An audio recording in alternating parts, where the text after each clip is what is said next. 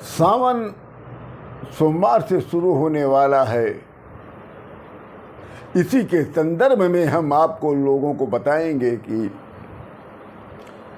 सावन में या हरदम जब भी आप शिव जी की पूजा कर रहे हों तब किन बातों का विशेष ध्यान रखना चाहिए, इसके संदर्भ में आज हम लोगों को बताने जा रहे हैं कि शिवलिंग की पूजा करते समय या शिव जी की पूजा करते समय कुछ बातों का विशेष ध्यान रखना चाहिए। शिव जी की पूजा और श्रावण मास में शिव जी की पूजा तो सतर्क हो जाना चाहिए उनकी पूजा के लिए,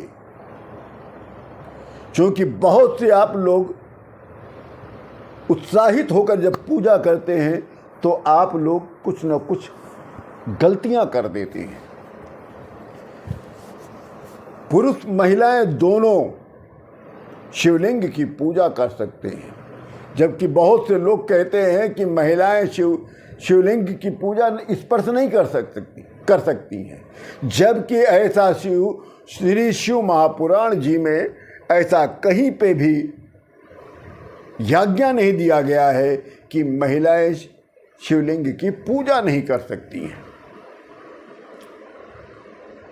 तो आज इसी के संदर्भ में हम आप लोगों को बता रहे हैं कि महिलाएं, पुरुष, बच्चे, वृद्ध सभी लोग शिव जी की पूजा कर सकते हैं और सभी को करना अनिवार्य है। और नित्य आपके घर में शिवलिंग हो या आपके अगल बगल कोई मंदिर हो तो नित्य आप लोग वहाँ जल जरूर चढ़ाएं। अब आइए हम आपको बताने जा रहे हैं कि कौन कौन सी बातों का ध्यान रखना चाहिए। शिव जी की पूजा में हल्दी का प्रयोग ना करिएगा। बहुत से लोग कहते हैं हल्दी का कदापि प्रयोग ना करिएगा। शिव जी की पूजा में तुलसी वर्जित है, इसलिए तुलसी दल का कहीं पे भी प्रयोग ना करिएगा। जब रुद्राभिषेक कर रहे हो तो उन पर जो पंचामृत चढ़ाया जाता है तो उसमें तुलसी दल कदापि न डालिएगा। शिवलिंग पर कभी भी नारियल नहीं चढ़ाया जाता है, इसका ध्यान रखिएगा। और ना नारियल का पानी चढ़ाया जाता है।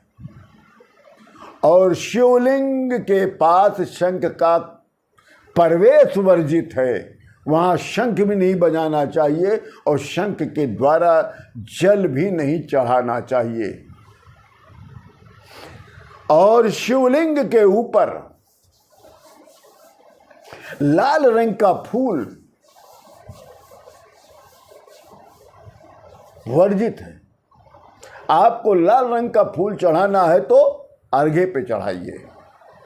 और शिवलिंग पे जहाँ अर्घा है उस जहाँ से अर्घे से जल गिरता है वो स्थान शंकर भगवान की बहन का है, जिनको चंडी माता के नाम से जानते हैं। उस स्थान पर महिलाओं को सिंदूर लगाना चाहिए, सिंदूर चढ़ाना चाहिए और पुरुषों को रोली जरूर चढ़ाना चाहिए और लाल रंग का फूल चढ़ाकर चंडी माता का आशीर्वाद लेना चाहिए।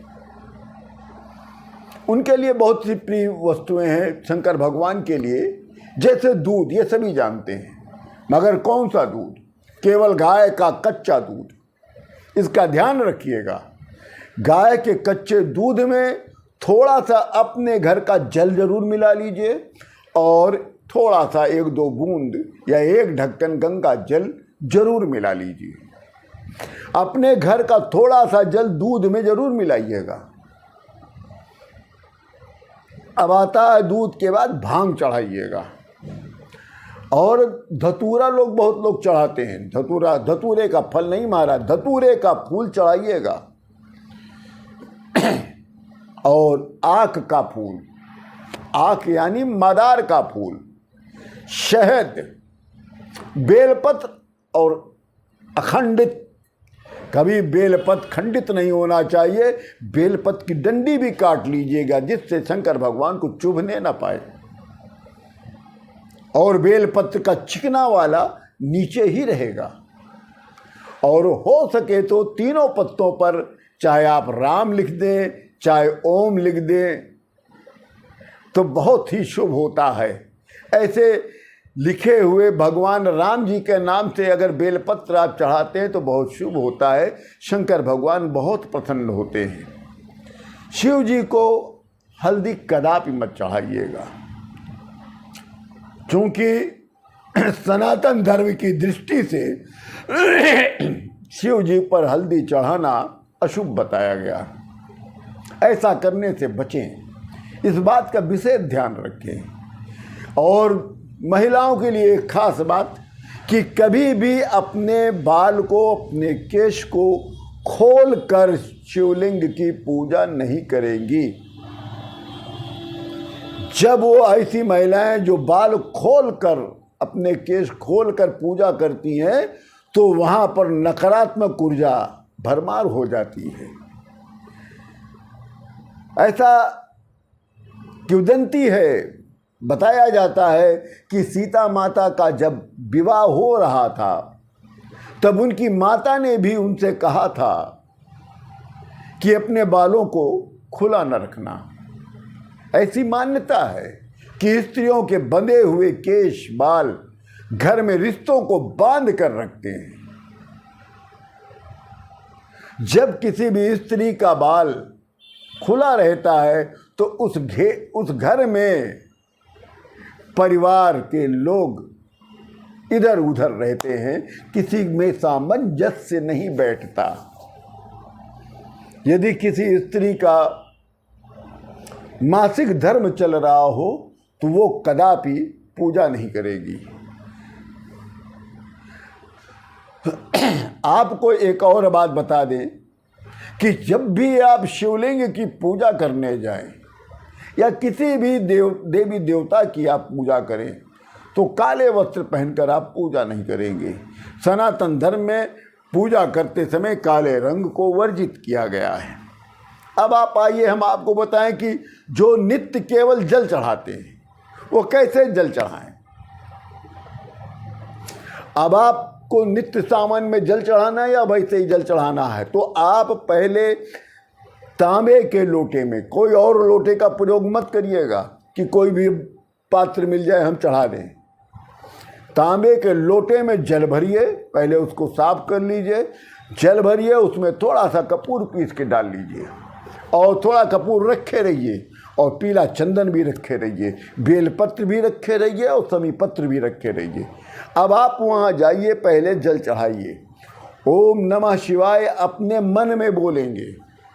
मंदिर में बहुत से लोग जाकर जोर से बोलने लगते हैं, अपने को श्रेष्ठ दिखाने लगते हैं कि हम शंकर भगवान के बहुत बड़े श्रेष्ठ भक्त हैं। तो आप केवल अपने मन में बोलेंगे ओम नमः शिवाय और जल चढ़ाते रहेंगे एक धारा में।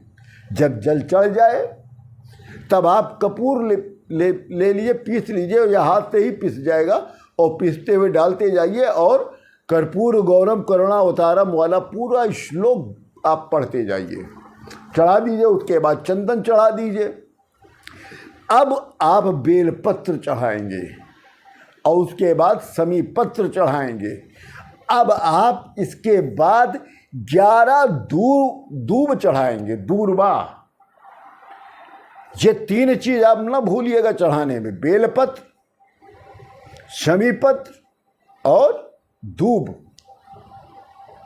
बेलपत्र से शंकर भगवान प्रसन्न होंगे, उनको चाहिए, और शमी पत्र से आपके शनि जी से संबंधित या राहु केतु से संबंधित दोष कम होंगे, और दूब से आपकी आयु में वृद्धि होगी। महाराज, आयु में वृद्धि होती है, आपका प्राण बलिष्ठ होता है।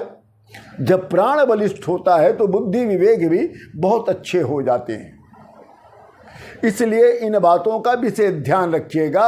और सावन के महीने में आप अदरक, लहसुन, बैगन, गन्ने का रस, मूली, कढ़ी, प्याज, काली मिर्च का सेवन नहीं करिएगा।